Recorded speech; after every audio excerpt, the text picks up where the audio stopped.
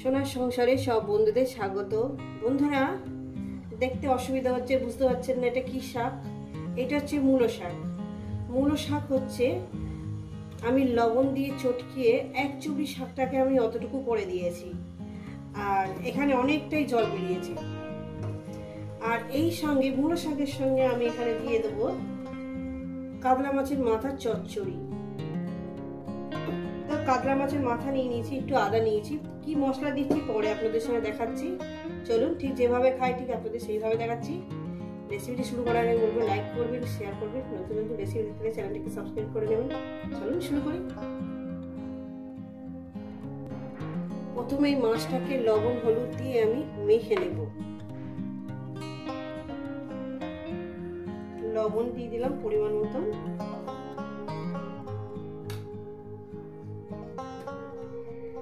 হলুদ দিয়ে দিলাম। এটা ভালো করে মেখে নেব। গ্যাস ধরিয়ে দিয়েছি, কড়া আমি বসিয়ে দিয়েছি। কড়া আমার গরম হবে। কড়াটা আমার গরম হয়ে গেছে। দিয়ে দেবো পরিমাণ মতো তেল।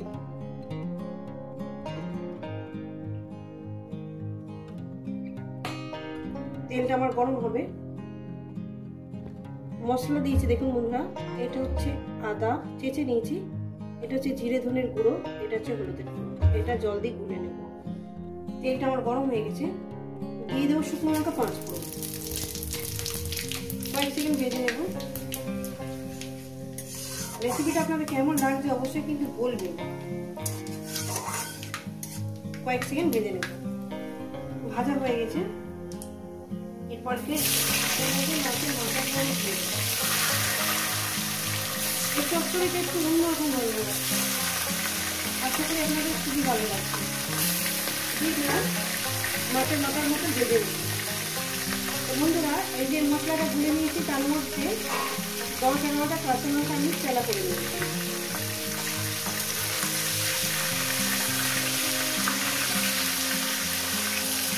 সুন্দর করে এইভাবে একটু পুড়িয়ে ভাজবেন না, লাল লাল করে ভেজে নেব। এরপর দিয়ে দেবো, এর মধ্যে দিয়ে দেবো বন্ধুরা এই যে মশলাটা গুলে রেখেছি না, এই মশলাটা।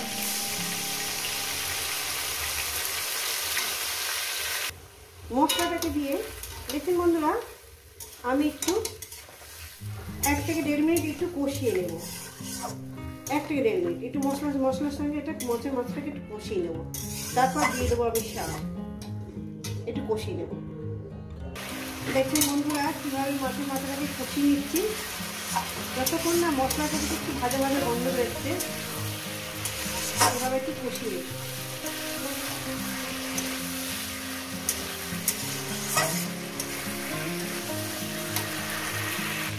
এরপর দিয়ে দেবো এখানে এই শাক।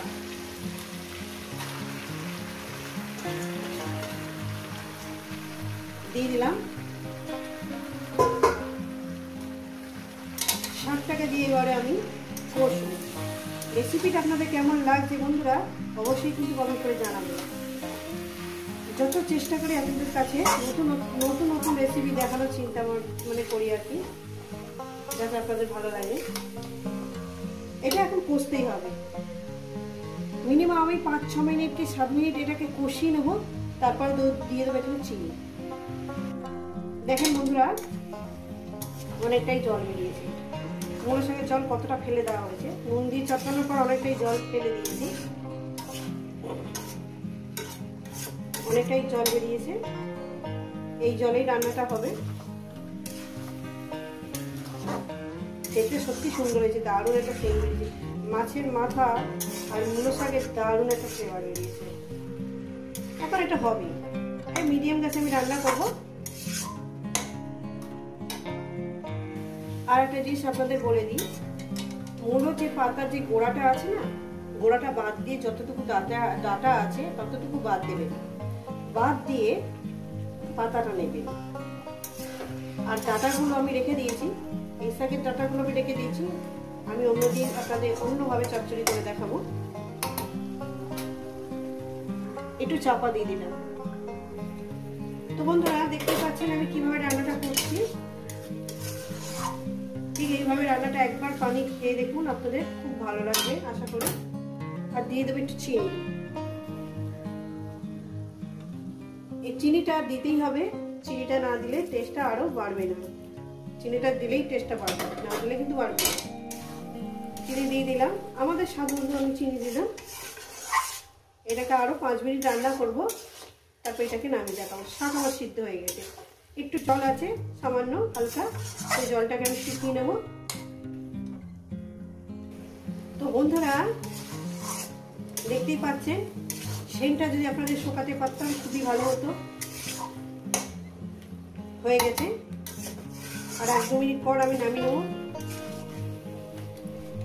যতটা সুন্দর করে করা যায় আর কি বন্ধুরা। একটু ছড়িয়ে দেবো, একটু রস আছে। তো বন্ধুরা চচ্চড়ি আমার হয়ে গেছে, এটা নামিয়ে দিচ্ছি। রেসিপি যদি ভালো লেগে থাকে অবশ্যই কিন্তু কমেন্ট করে জানাবেন রেসিপিটা আপনাদের কেমন লাগলো। ঝাল, মিষ্টি, নুন সব কিছু ঠিক আছে। এই রেসিপি যদি আপনাদের ভালো লেগে থাকে অবশ্যই কিন্তু কমেন্ট করে জানাবেন। আর নতুন নতুন রেসিপি দেখতে গেলে চ্যানেলটাকে সাবস্ক্রাইব করে নেবেন। ঠিক যেভাবে খেয়েছি, যেভাবে খাই সেভাবেই দেখিয়েছি। বন্ধুরা আবার নতুন কোনো রেসিপির সঙ্গে দেখা হচ্ছে। সবাইকে বলবো সুস্থ থাকবেন, ভালো থাকবেন, আর আমার নিত্য নতুন ভিডিও দেখবেন।